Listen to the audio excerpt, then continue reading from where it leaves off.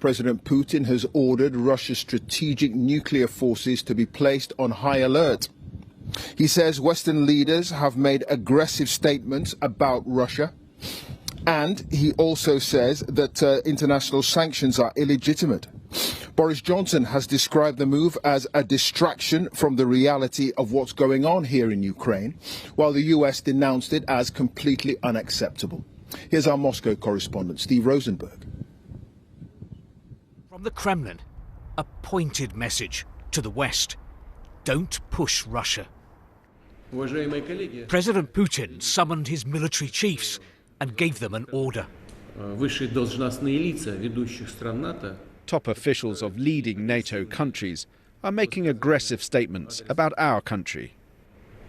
Therefore, I'm ordering the Minister of Defence and the Chief of the General Staff to put the strategic nuclear forces on special alert. Would Putin really use them? He practiced a week ago, overseeing exercises of Russia's strategic deterrence forces. Typically unsubtle hints to America and NATO not to stand in his way over Ukraine. Today's special alert, more presidential muscle flexing. Across from the Kremlin, Muscovites gathered on a bridge to remember Boris Nemtsov, the Putin critic gunned down right here 7 years ago. For Vladimir Kara-Murza, this was a day for remembering a friend and for condemning the war. This is not Russia's war.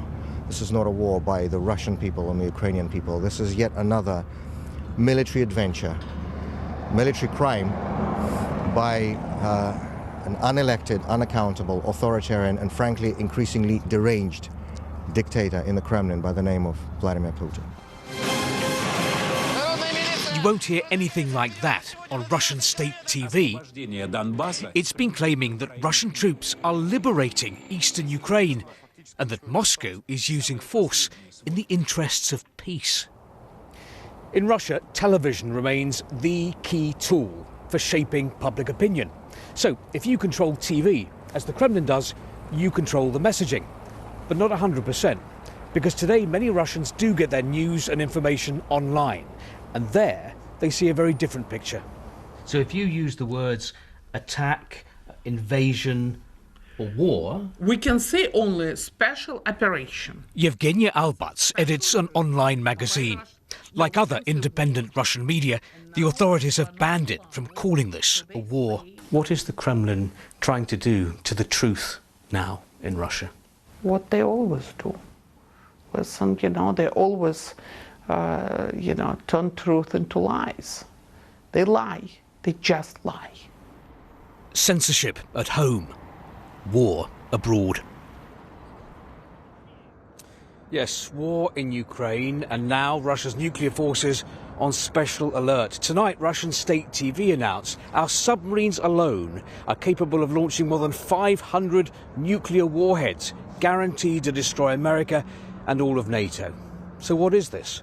Brinkmanship, something more, or something less, empty threats? But I think after the dramatic events we've seen in recent days, it would be unwise to dismiss these signals from the Kremlin. But of course, for the international community, that leaves a very difficult question: how to react to them.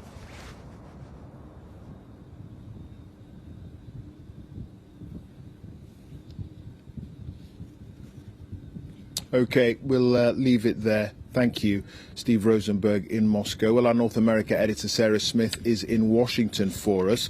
Sarah, what's been the response to the suggestion that President Putin is putting his nuclear arsenal on standby?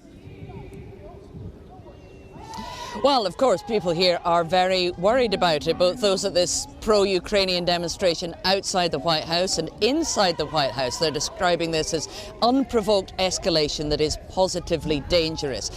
I have to say, this announcement came as a complete shock to the United States, where the administration here learned about it only as Putin made that announcement publicly. And what senior officials in the Pentagon are warning is that by invoking the use of potentially using nuclear weapons, Putin is raising the chances of a miscalculation that could make the situation much more dangerous. They're also really quite concerned about the tactics they're seeing already being deployed on the ground in Ukraine. They believe that Russia will attempt to isolate and lay siege to the capital Kiev, and that will of course vastly increase the risks of civilian deaths and casualties.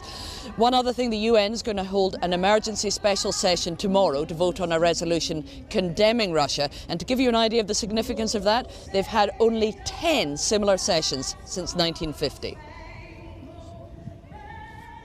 Okay, Sarah, thank you for that. Sarah Smith there, live in Washington.